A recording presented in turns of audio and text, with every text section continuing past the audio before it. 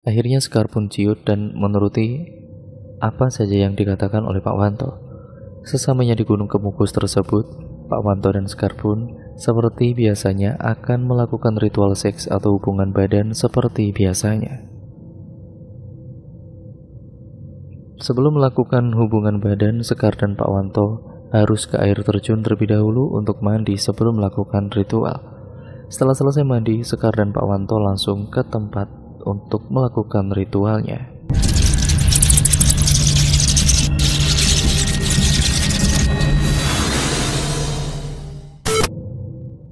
Gunung Kemukus adalah kuil Jawa di puncak bukit di Kabupaten Sragen, 28 km timur Laut Solo. Tempat orang-orang dari seluruh Indonesia berkumpul untuk menghormati seorang wali setempat. Setiap 35 hari, ritual dilakukan yang melibatkan seks suci persinahan. Gunung Kemukus salah satu tempat yang banyak dituju oleh berbagai kalangan orang dari berbagai kota untuk berziarah ke makam, dan sekarang Gunung Kemukus tersebut menjadi tempat pesugihan oleh banyak orang. Dari sini sejarah dan asal-usul Gunung Kemukus bermula. Selama di Demak, Pangeran Samudro dibimbing tentang ilmu Islam oleh Sunan Kalijaga. Setelah dirasa cukup, Pangeran Samudro diminta untuk berguru lagi kepada Kiai Ageng Gugur dari desa Pandan Gugur, lereng Gunung Lawu. Pangeran Samudro pun menuruti permintaan gurunya tersebut. Selama di lereng Gunung Lawu, dia belajar Islam lebih dalam. Ketika Pangeran Samudro telah menguasai ilmu yang diajarkan, Ki Ageng Gugur menceritakan bahwa dirinya adalah kakak dari Pangeran Samudro. Betapa terkejutnya Pangeran Samudro mendengar cerita tersebut. Hal ini dikarenakan dia teringat amanat Sultan Demak untuk menyatukan saudara-saudaranya. Dia pun menceritakan tentang amanat tersebut. Ternyata Kiai Ageng Gugur bisa menerima dan bersedia dipersatukan kembali dan ikut membangun kerajaan Demak. Sejarah dan asal-usul Gunung Kemukus. Tiba-tiba Pangeran Samudro sakit setelah berguru kepada kakaknya. Pangeran Samudro bersama dua abdinya kembali ke Demak. Namun ketika sampai di Oro-Oro, yang sekarang dikenal Dusun Kabar, Desa Bogorame, dia tiba-tiba jatuh sakit panas ataupun demam. Dia tetap nekat melanjutkan perjalanannya. Tapi ketika tiba di Duku Doyong, wilayah Kecamatan Miri, sakitnya semakin parah dan memutuskan untuk beristirahat di daerah tersebut. Karena merasa sakitnya semakin parah, Pangeran Samudro mengutus abdinya untuk pulang ke Demak untuk memberitahukan kondisinya kepada Sultan di Demak. Namun saat para abdinya pulang ke Demak, dia telah meninggal dunia. Selambu menutupi makam Pangeran Samudro yang terletak di kompleks Gunung Kemukus, Sumber Lawang, Sragen. Sesuai dengan petunjuk Sultan, jasad Pangeran Samudro dimakamkan di perbukitan di sebelah barat dukuh tersebut. Lokasi pemakaman Pangeran Samudro itu didirikan desa baru dan diberi nama Dukuh Samudro, yang sampai kini terkenal dengan nama Dukuh Mudro. Awalnya lokasi makam Pangeran Samudro sangatlah sepi dan jarang dijamah oleh orang karena letaknya di tengah hutan belantara, serta banyak dihuni oleh binatang-binatang buas.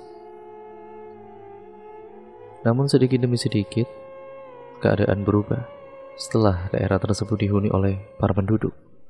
Kemudian di atas bukit tempat makam Pangeran Samudro, ketika menjelang musim hujan ataupun kemarau akan muncul kabut hitam seperti asap kukus. Oleh karena itu, masyarakat setempat menyebut bukit tempat makam Pangeran Samudro dinamai dengan Gunung Kemukus hingga sekarang ini. Dan itulah sedikit sejarah dari Gunung Kemukus. Kali ini akan menceritakan seorang keluarga yang bernama Pak Wanto, kita sebut saja seperti itu, dan istrinya yang bernama Ibu Tina, karena semua nama sudah disamarkan. Mereka berdua sudah menikah beberapa tahun yang lalu, dan pernikahannya Pak Wanto dengan Bu Tina ini sudah dikaruniai 2 orang anak. Anak yang pertama sudah menginjak umur 17 tahun dan sudah duduk di kelas 2 SMA. Anak pertamanya tersebut laki-laki dan sebentar lagi dia akan lulus dari sekolah SMA-nya. Sedangkan anak keduanya berusia sekitar 12 tahun, masih duduk di bangku kelas 6 sekolah dasar.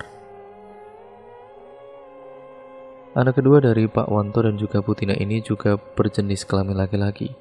Pak Wanto dan Bu Tina ini hidupnya sangat pas-pasan. Apalagi Pak Wanto bekerjanya sebagai tukang cuci motor di tempat orang tetangganya.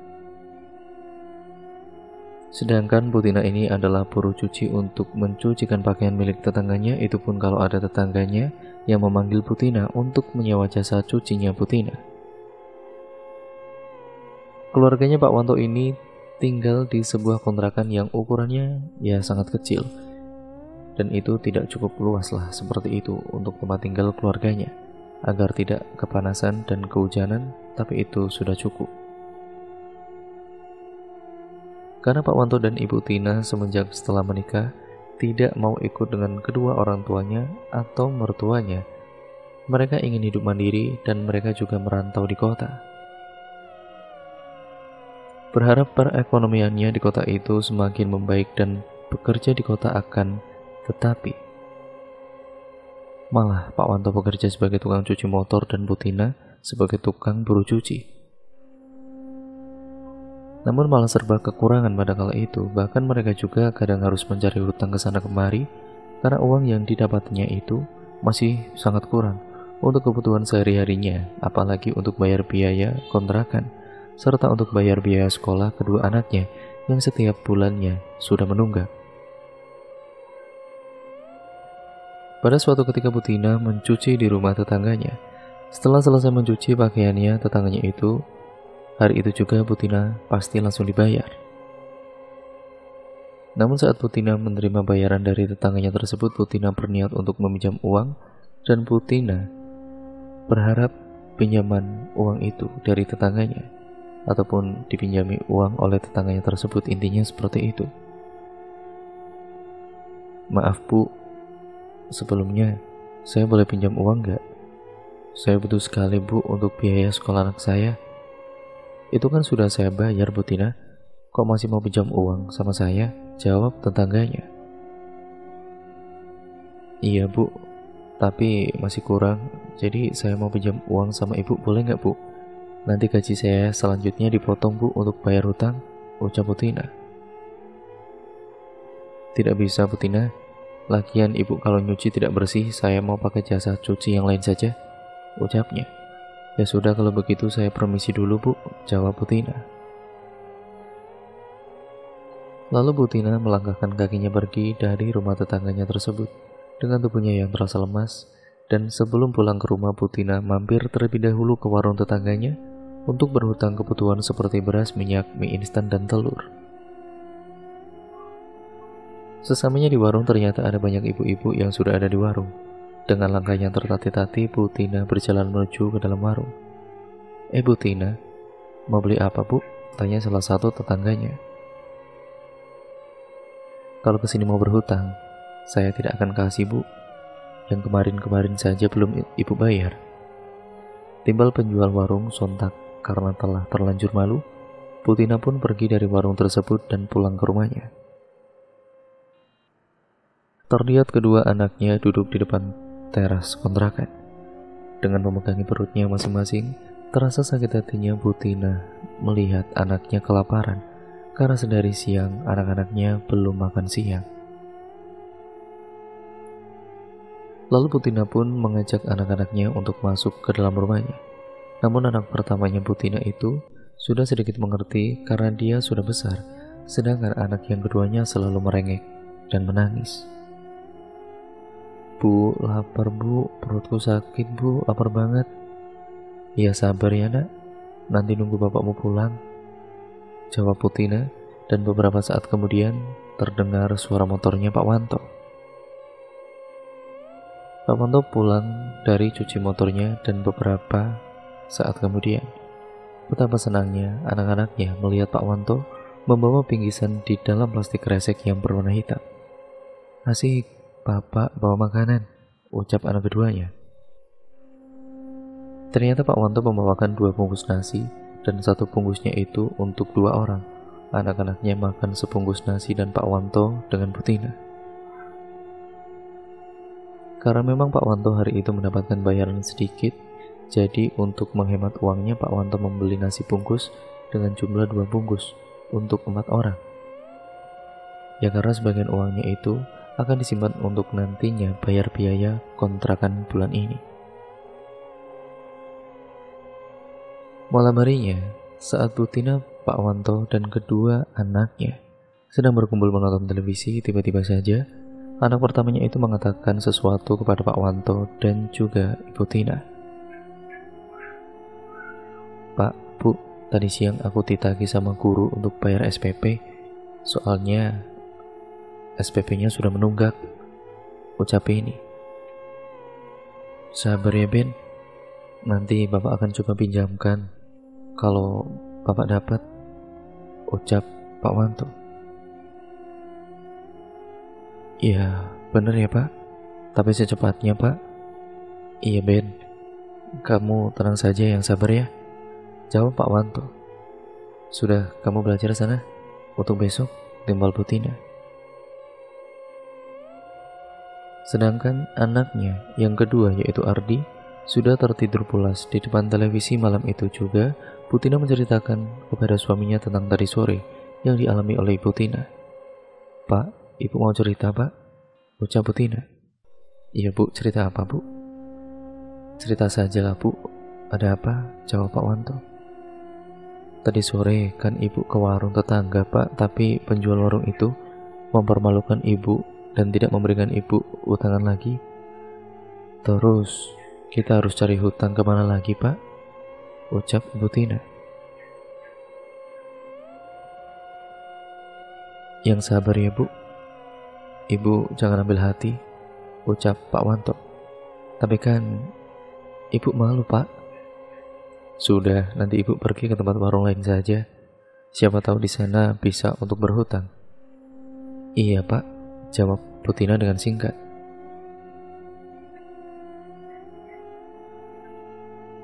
Malam mulai larut dan hawa dingin mulai merasuk ke dalam tubuhnya. Akhirnya Pak Wanto menggendong Ardi untuk dipindahkan masuk ke dalam kamar. Bu Tina dan Pak Wanto pun masuk ke dalam kamarnya untuk tidur. Singkat ceritanya, keesokan harinya seperti biasanya Pak Wanto dan Ibu Tina berangkat bekerja ke tempat kerjanya masing-masing. Kali ini Bu Tina bekerja cuci baju di tempatnya tetangga yang lain, bukan yang sebelumnya. Sedangkan Pak Wanto pergi ke tempat cuci motornya.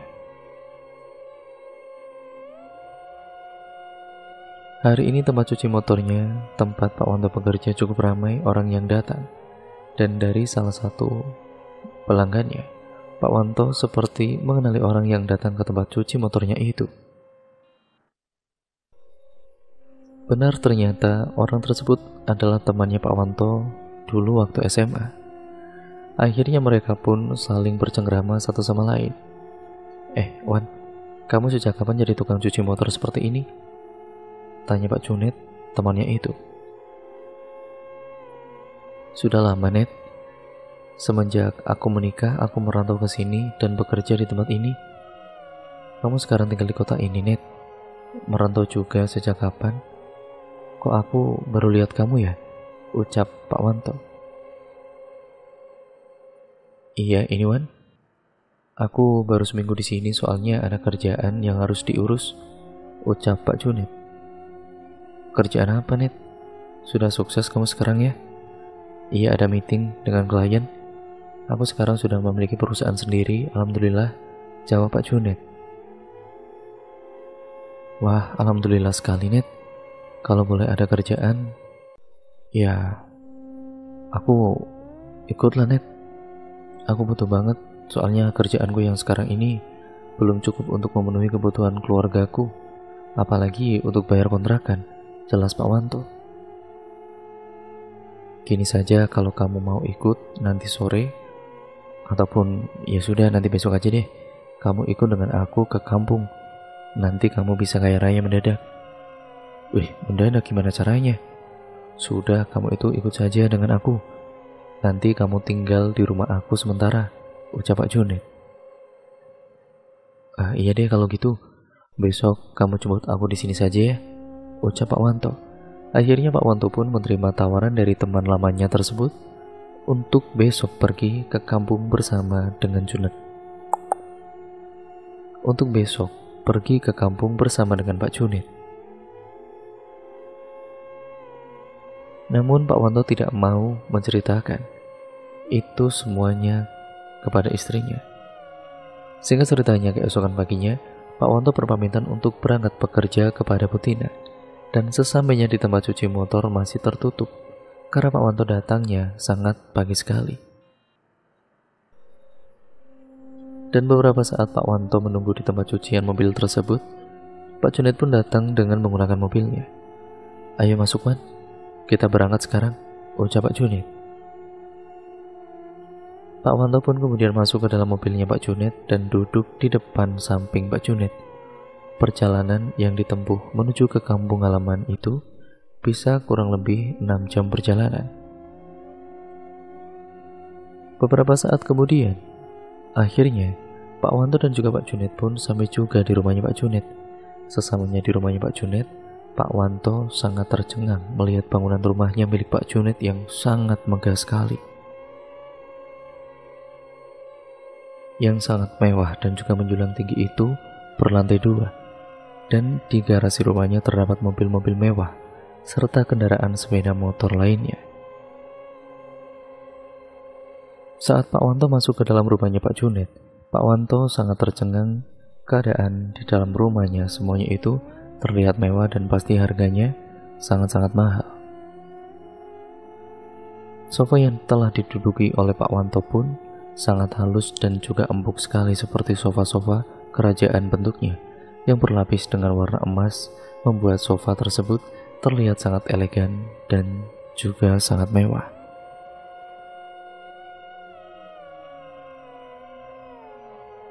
Seluruh interior rumahnya Pak Junit tersebut bernuansa keemasan dengan cat berwarna emas dan putih.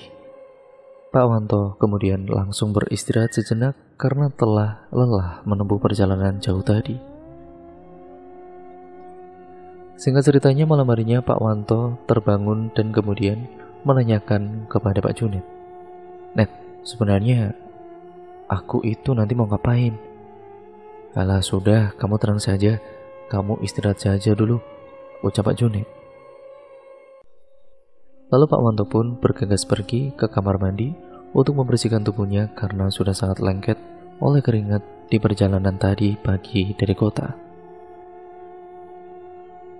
Setelah selesai mandi, Pak Wanto pun diajak untuk makan malam bersama dengan Pak Junit dengan istrinya. "Wan, ayo makan malam dulu. Tadi kan kamu belum sempat makan kan? Hanya makan cemilan ringan saja, saya perhatikan," ucap Pak Junit. "Iya Net," jawab Pak Wanto kemudian. Saat malam mulai larut, Pak Wanto dan juga Pak Junit pun saling bercengkrama di belakang rumahnya, tepatnya di kolam renang. Mereka bercengkrama saat istri dan anaknya Pak Junit sudah tertidur pulas. "Jadi gini Wan, nanti kita akan pergi ke Gunung Kemukus dan nantinya kamu akan melakukan ritual pesugihan di sana." Pak Wanto pun terkejut saat mendengar apa yang dikatakan oleh Pak Junit. "Pesugihan ya? Ya bener aja kamu?" tanya Pak Wanto tercengang. "Iya pesugihan, nanti kamu pasti langsung kaya raya seperti aku ini." "Oh, jadi selama ini kamu melakukan pesugihan, Net? Makanya kamu bisa kaya raya seperti ini?" tanya Pak Wanto. "Iya, Wan. Habis mau bagaimana lagi? Aku juga dulu sama seperti kamu, sangat serba kekurangan," jawab Pak Junit. "Ya terus bagaimana caranya, Net?" "Untuk melakukan ritual pesugihan ini, kamu harus melakukan hubungan seks dengan wanita lain yang bukan istri kamu," jelas Pak Junit. "Terus aku harus berkhianat gitu maksudmu, Net?" tanyanya. "Ya memang seperti itu Wan caranya. Kamu harus mencari wanita untuk nanti kamu bawa ke Gunung Kemukus.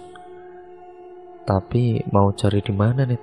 Sedangkan aku ini kan sudah tua dan tidak memiliki modal sama sekali untuk mengajak wanita berkencan," ucap Pak Wanto.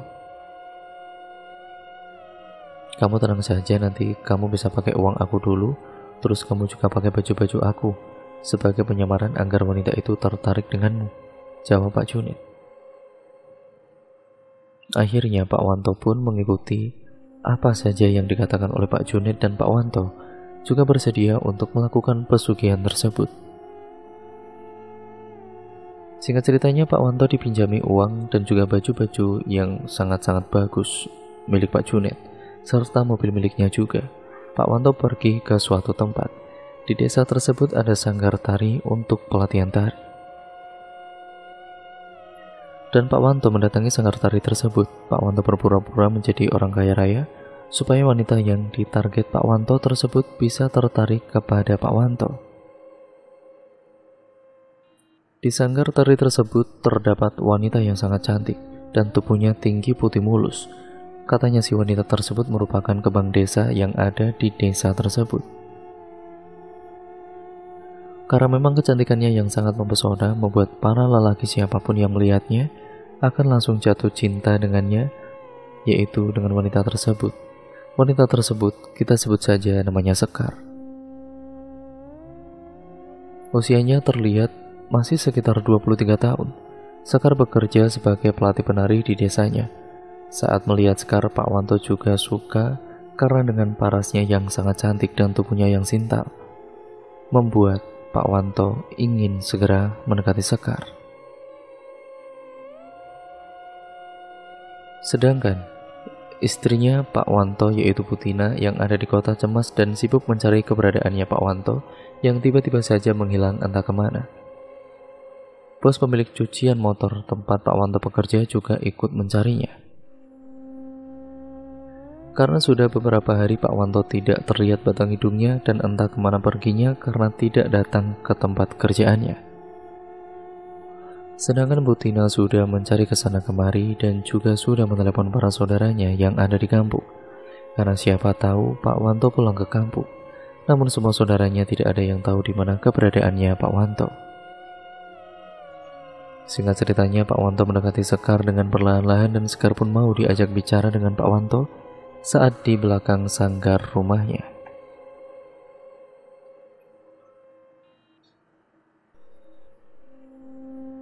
Sekar, sini. Saya mau bicara sama kamu, ucap Pak Wanto. Iya, Pak. Lalu Sekar dan juga Pak Wanto pun langsung pergi ke belakang sanggar tarinya. Ada apa, Pak? Tanya Sekar. Kamu besok ada cara tidak? Kalau tidak, nanti saya mau ajak kamu jalan-jalan. Sepertinya tidak ada. Bagaimana ya, Pak? Ya sudah, kalau begitu bisa dong besok jalan. Iya, Pak, tidak apa-apa, jawab Sekar. Keesokan harinya, Pak Wanto pun menjemput Sekar ke tempat sanggar tarinya untuk jalan bersama. Karena Sekar janjiannya itu di tempat sanggar tarinya. Akhirnya Pak Wanto dan juga Sekar pun langsung naik masuk mobilnya Pak Wanto yang dimiliki oleh Pak Junid itu. Sekar dan Pak Wanto pergi ke sebuah taman kota. Sesampainya di taman kota, Pak Wanto memesan makanan terlebih dahulu untuk cemilan. Lalu Pak Wanto tanpa basa-basi pun mengatakan kepada Sekar tentang dirinya. Sekar, kamu mau nggak jadi istri Bapak? Tapi Pak, saya ini miskin, tidak punya apa-apa. Tidak masalah Sekar, kamu itu cantik dan juga pintar, ucap Pak Wanto. Memang Sekar ini merupakan anaknya orang yang kurang mampu. Namun karena kecantikan Sekar inilah, Pak Wanto pun tertarik dengan Sekar. Apalagi di balik semua ini ada maksud tertentu. Tapi kan Bapak pasti sudah memiliki istri dan anak. Kamu kan bisa jadi istri kedua saya. Ya sudahlah Pak, kalau begitu saya mau. Akhirnya Pak Wanto pun senang dan akhirnya targetnya mau dibohongi.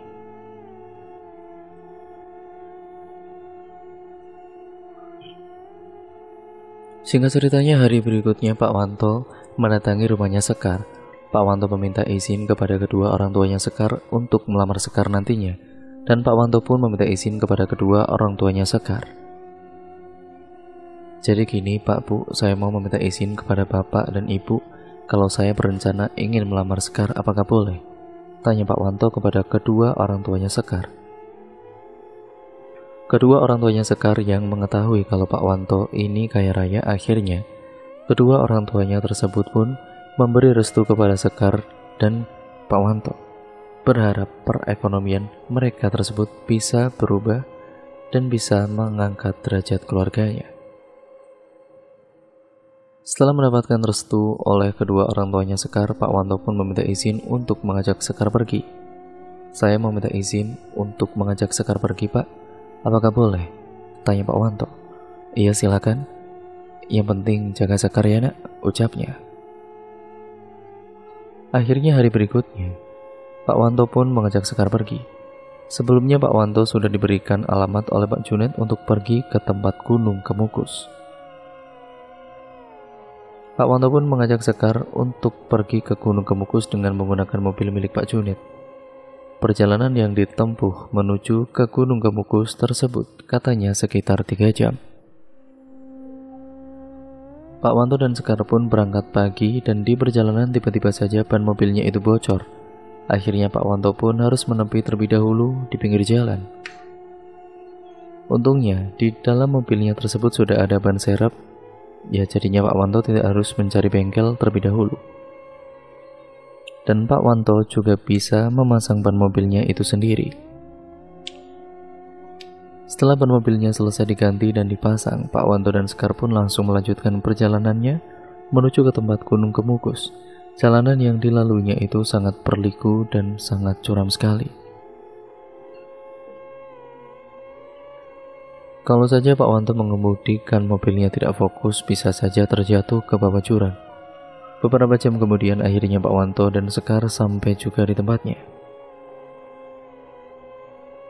Akan tetapi untuk menuju ke tempat ritualnya Pak Wanto dan juga Sekar harus berjalan kaki terlebih dahulu. Akhirnya Pak Wanto dan juga Sekar berjalan kaki menuju ke tempat makam untuk ritual tersebut. Di tengah langkah perjalanannya, Sekar menanyakan kepada Pak Wanto, "Kita sebenarnya mau kemana sih, Mas? Kok lewat jalan seperti ini, hutan semua?" "Sudah, kamu ikut saja," jawab Pak Wanto. "Tapi kan aku juga harus tahu," ucap Sekar. "Kita mau ke tempat pesugihan. Kamu nanti aku akan jadikan kaya raya. Kamu mau kan ikut kaya raya?" ucap Pak Wanto. Mendengar apa yang dikatakan oleh Pak Wanto, Sekar pun akhirnya mengikuti saja. Di dalam hutan tersebut terdengar suara binatang buas seperti harimau yang mengaum dan juga ada suara jangkrik yang saling bersautan serta suara katak yang disertai dengan suara burung yang berkicau.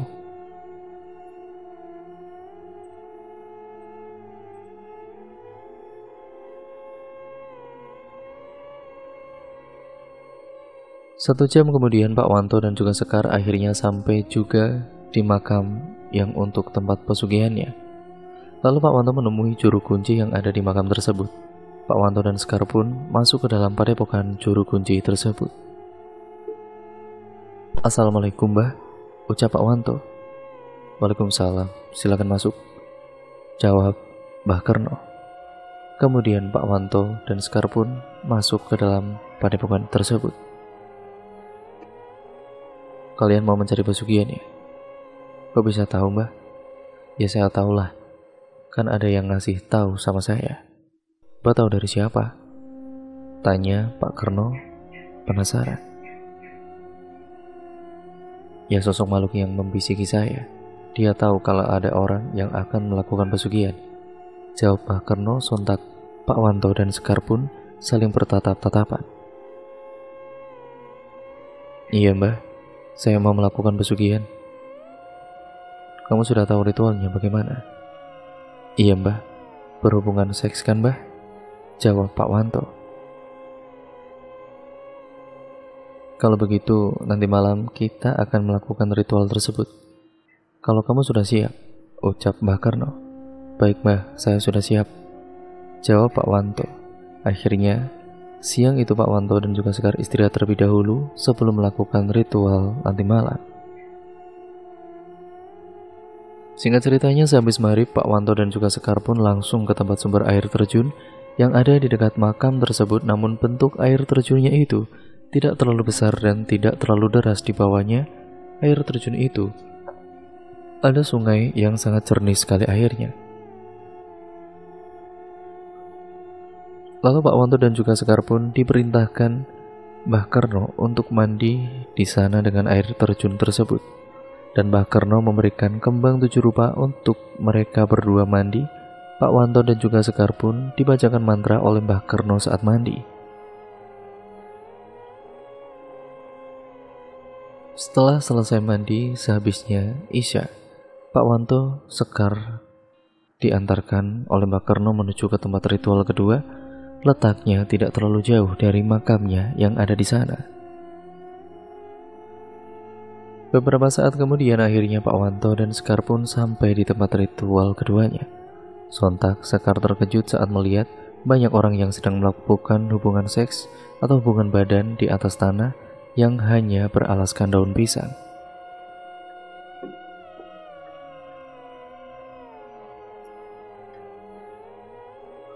Sungguh sangat menjijikan. Semuanya melakukan hubungan tersebut sama seperti binatang melakukannya, tidak memiliki malu sama sekali. Pak Wanto pun langsung mengajak Sekar untuk memulai berhubungan badannya. Sekar pun tidak bisa menolak karena dia juga ingin memiliki kekayaan. Dia bosan juga ternyata menjadi orang miskin terus-menerus. Di dalam ritual seksnya kali ini Pak Wanto juga merapalkan mantra. Mantra yang sebelumnya sudah diberikan oleh Mbah Kerno kepada Pak Wanto. Setelah beberapa jam mereka melakukan hubungan seks, akhirnya Pak Wanto dan Sekar diantar oleh Mbah Kerno menuju ke tempat terakhirnya, yaitu di sungai yang bukan sungai yang pertama untuk mandi tadi. Pak Wanto dan juga Sekar di sana mandi wajib, dan sembari merapalkan mantranya. Setelah selesai semua ritual yang dilakukannya, Pak Wanto dan Sekar pun kembali lagi ke tempat padepokannya Mbah Kerno. Mbah Kerno mengatakan kepada keduanya untuk bisa pulang malam itu juga. Silakan kalian pulang. Kalau kalian sudah kaya raya dalam waktu paling lama 3 bulan, nanti kalian pergi lagi ke sini untuk melakukan ritual lagi. Ingat, pokoknya kalau kalian sudah kaya raya jangan lupa datang ke sini lagi, dan ingat, perjalanan kalian pulang nanti kalau ada sosok yang mengganggu kalian, apapun bentuknya itu, jangan hiraukan, terus saja berjalan lurus ke depan. Karena kalau kalian menengok, kalian bisa mati, timbal Mbah Kerno. Iya Mbah, saya mengerti. Terima kasih ya Mbah, kalau begitu saya pamit terlebih dahulu, jawab Pak Wanto. Lalu Pak Wanto dan juga Sekar pun pulang menyusuri kegelapan hutan yang sangat gelap. Untungnya Pak Wanto sebelum berangkat sudah menyediakan senter. Jadi langkah kaki mereka berdua diterangi oleh senter sebagai penerangannya. Pak Wanto dan Sekar pun sebenarnya sangat ketakutan karena melewati hutan di tengah malam dan perjalanannya sangat jauh sekali. Saat di perjalanan tiba-tiba saja Pak Wanto dan Sekar merinding karena mendengar ada langkah kaki yang berada di belakang tubuhnya mereka. Langkah kakinya terdengar sangat jelas di atas rerumputan. Suara apa itu? Tanya Sekar. Sudah kita jalan saja, jangan hiraukan. Ingat apa yang dikatakan Mbah Kerno. Kita harus tetap fokus jalan lurus. Jangan menoleh ke belakang. Kemudian Pak Wanto dan Sekar pun terus melanjutkan perjalanannya tanpa menghiraukan yang mengganggu mereka. Dan beberapa saat kemudian, beberapa langkah tiba-tiba saja, Pak Wanto dan Sekar mendengar ada suara wanita yang bersenandung terdengar sangat jelas sekali di telinga mereka. Membuat bulu kuduk keduanya itu merinding dan ketakutan, apalagi disertai dengan hembusan angin yang membuat tubuhnya kedinginan, dan angin tersebut merasuk ke dalam tubuh membuat tubuh merinding. Singkat ceritanya, akhirnya keduanya pun sampai di depan hutan, dan Pak Wanto dengan Sekar pun langsung masuk ke dalam mobil dan bergegas untuk pulang. Namun di tengah perjalanan Pak Wanto dikejutkan dengan adanya sosok berwarna putih melayang di hadapan mobilnya. Sontak saja Pak Wanto pun mengerem mobilnya secara mendadak.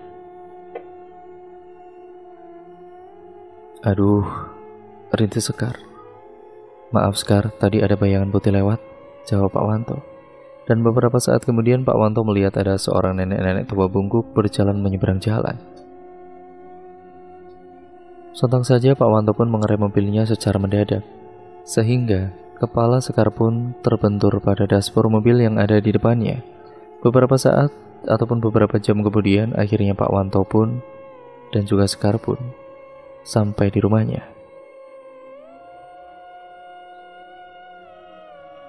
Keesokan harinya Pak Wanto berpamitan untuk pulang ke kotanya karena sudah 2 minggu Pak Wanto tidak pulang. Sedangkan anak dan istrinya yang ada di rumah sangat cemas mencari Pak Wanto. Sebelum pulang, Pak Wanto berpamitan terlebih dahulu kepada Pak Junet karena sudah membantunya. Pak Wanto tidak memberitahu kepada Sekar. Singkat ceritanya, Pak Wanto pun sampai di kotanya Butina, dan anak-anaknya pun langsung memeluk Pak Wanto karena mereka sudah lama sekali tidak pernah bertemu dengan Pak Wanto, apalagi Pak Wanto menghilang begitu saja. "Kamu dari mana saja sih, Mas?" tanya Butina. "Maaf, Tin, aku selama ini pergi ke tempat teman aku, soalnya aku bekerja bersama dia di sana," jawabnya. Beberapa bulan kemudian, akhirnya Pak Wanto sudah memiliki banyak uang dan sekarang Pak Wanto tidak lagi bekerja dengan bosnya yang berada di cucian motor. Karena sekarang Pak Wanto sudah bisa membuka cucian motor sendiri dengan uangnya. "Mas, kamu dapat uang dari mana? Kok sekarang kamu bisa buka cucian motor sendiri? Aku kan bilang selama 2 minggu lalu aku itu bekerja di tempat teman aku," jawab Pak Wanto. "Tapi masa iya bisa langsung untuk membuka cucian motor?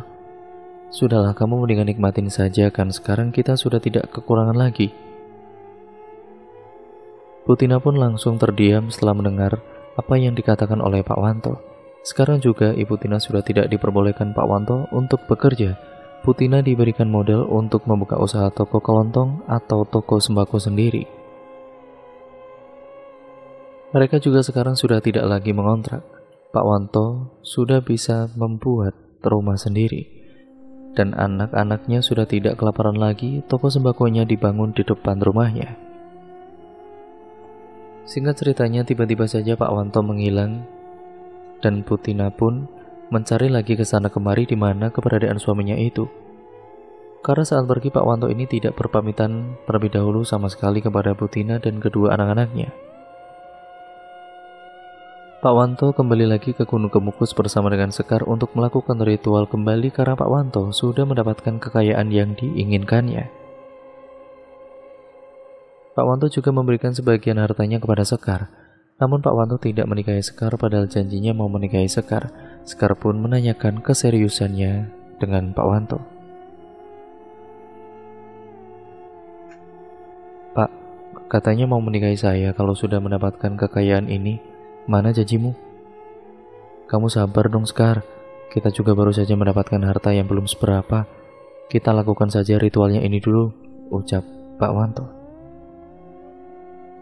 Akhirnya Sekar pun ciut dan menuruti apa saja yang dikatakan oleh Pak Wanto. Sesamanya di Gunung Kemukus tersebut, Pak Wanto dan Sekar pun seperti biasanya akan melakukan ritual seks atau hubungan badan seperti biasanya. Sebelum melakukan hubungan badan, Sekar dan Pak Wanto harus ke air terjun terlebih dahulu untuk mandi sebelum melakukan ritual. Setelah selesai mandi, Sekar dan Pak Wanto langsung ke tempat untuk melakukan ritualnya.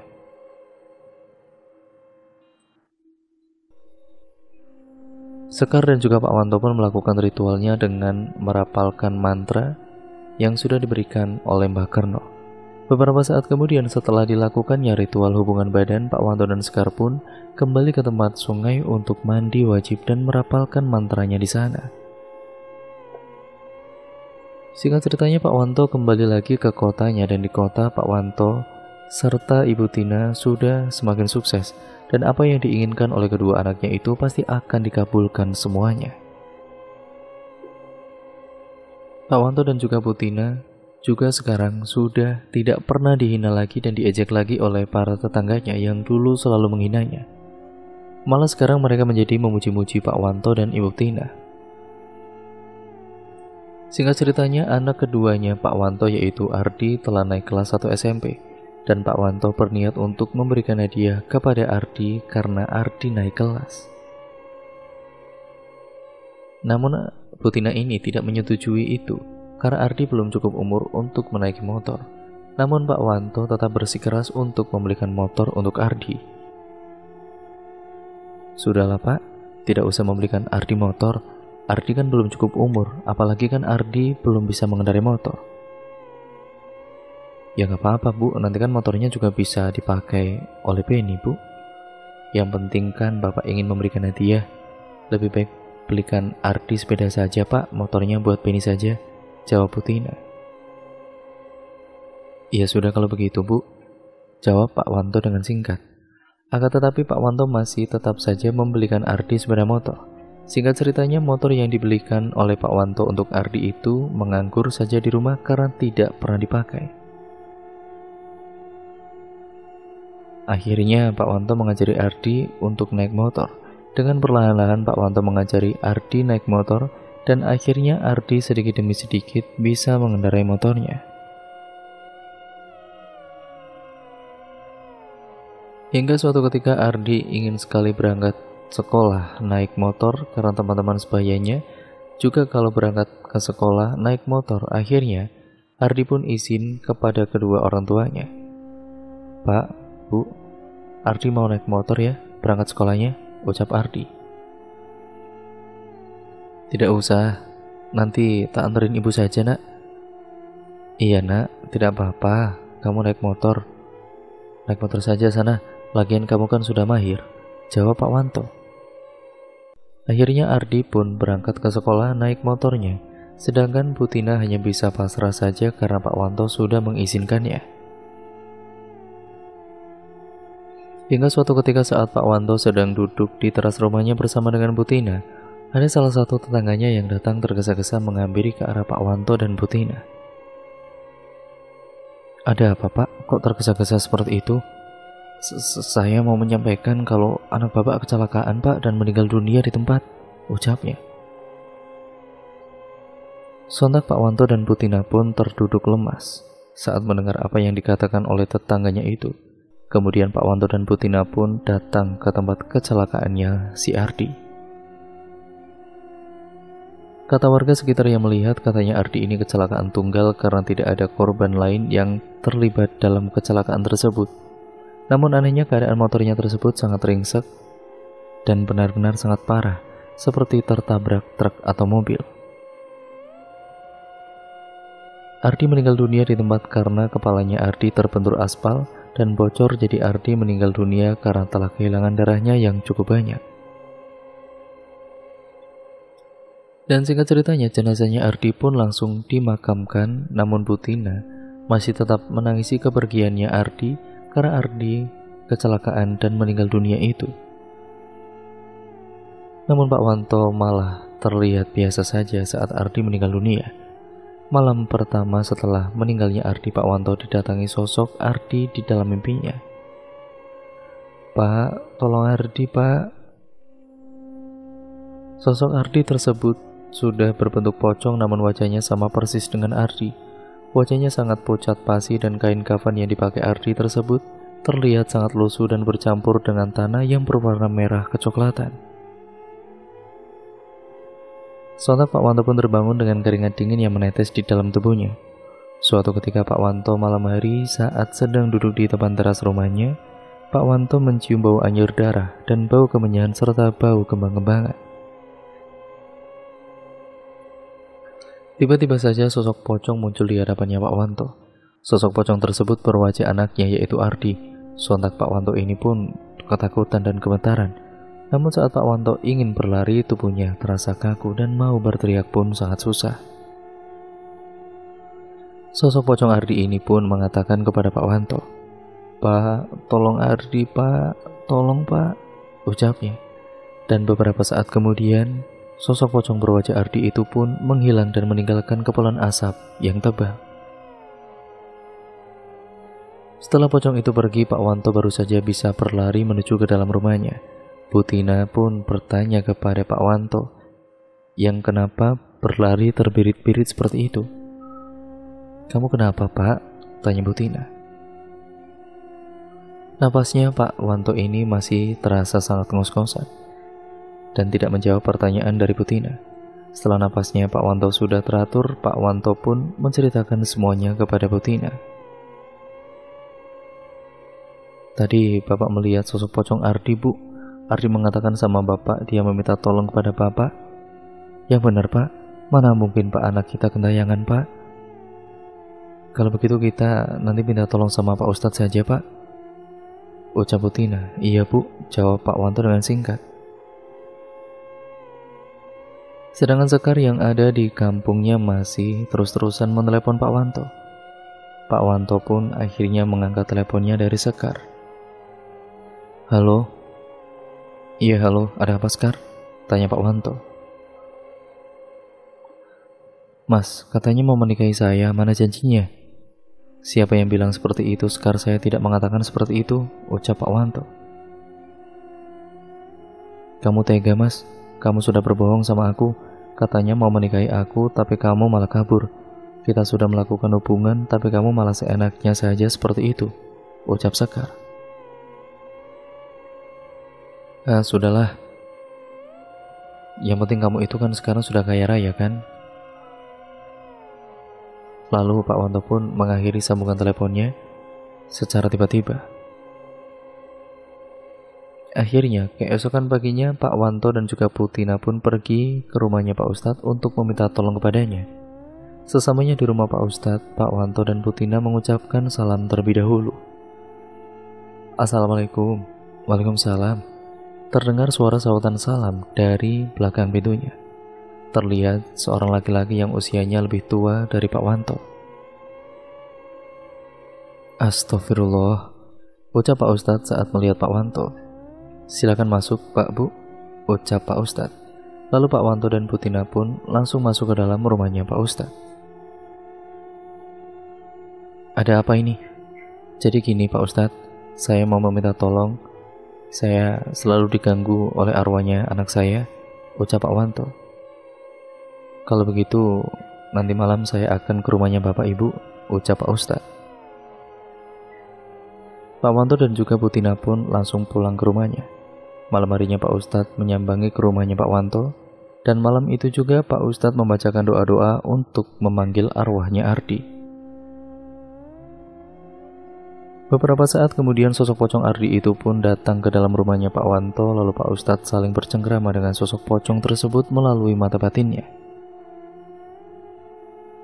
Setelah selesai bercengkrama dengan sosok pocong Ardi tersebut, Pak Ustadz mengatakan kepada Pak Wanto dan Bu Tina, "Mohon maaf sebelumnya, Pak, Bu, apakah Bapak dan Ibu telah melakukan pesugihan?" tanya Pak Ustadz. Pak Wanto pun di situ akhirnya menceritakan semuanya kepada Pak Ustadz kalau selama ini Pak Wanto telah melakukan pesugihan.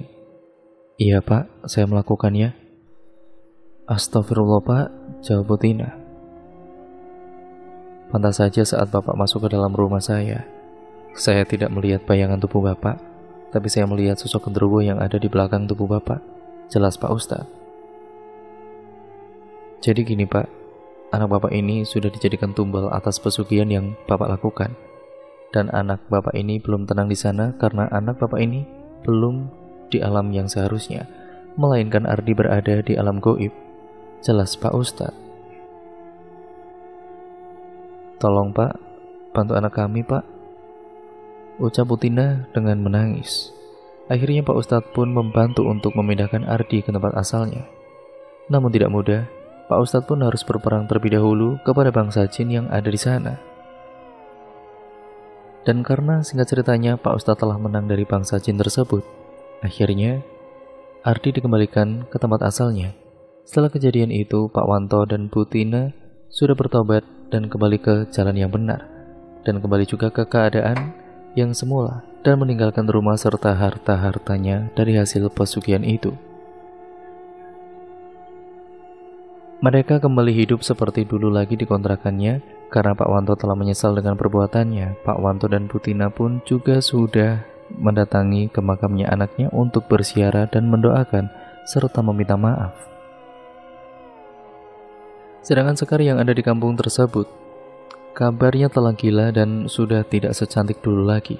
Sekar menjadi gila karena telah depresi memikirkan Pak Wanto yang tidak mau menikahinya, padahal mereka sudah melakukan hubungan badan beberapa kali. Dan kekayaan yang dimiliki Sekar itu pun juga ikut lenyap seketika. Hingga suatu ketika, Pak Wanto saat sedang berangkat bekerja menaiki sepeda motornya, Pak Wanto terserempet motor hingga terjatuh. Dan sekarang Pak Wanto jatuh sakit lumpuh, tidak bisa melakukan apa-apa lagi. Atau makan saja, Pak Wanto pun disuapi oleh istrinya yaitu Ibu Tina. Sekarang Bu Tina yang menanggung bebannya sendirian. Bu Tina yang bekerja karena Pak Wanto sudah tidak bisa melakukan apa-apa. Tidak hanya itu, Pak Wanto juga tidak bisa berbicara, mulutnya miring ke kiri. Tubuhnya Pak Wanto semakin kurus dan memucat wajahnya, sedangkan Bu Tina harus menghidupi anaknya yang saat ini duduk di kelas 3 SMA dan harus mengeluarkan biaya yang sangat banyak. Bu Tina sampai bekerja serabutan, apa saja dia lakukan asal halal. Karena kalau bukan dirinya sendiri, Bu Tina harus mengandalkan siapa? Kadang juga Benny, anak pertamanya itu, harus ikut membantu ibunya bekerja setelah pulang sekolah. Benny membantu di tempat konveksi tetangganya dan kadang juga membantu di tempat cucian motor tempat bapaknya dulu bekerja. Semoga dari kejadian ini kita bisa mengambil hikmahnya dan jangan pernah berpikir untuk melakukan hal-hal yang menyekutukan Allah seperti ini. Dan cerita pun akhirnya selesai sampai di sini ya teman-teman. Terima kasih untuk kalian semua yang sudah menyimak video kali ini dan cerita kali ini. Jangan lupa untuk kalian like, komen, dan share serta subscribe untuk kalian yang belum, dan nyalakan tombol lonceng notifikasinya agar video notifikasi dari channel ini masuk ke HP kalian ya teman-teman. Jangan lupa terus dukung channel ini dan terima kasih atas dukungannya selama ini juga. Sampai berjumpa di video terbaru selanjutnya. Video ini saya akhiri, kurang lebihnya mohon maaf. Wassalamualaikum warahmatullahi wabarakatuh.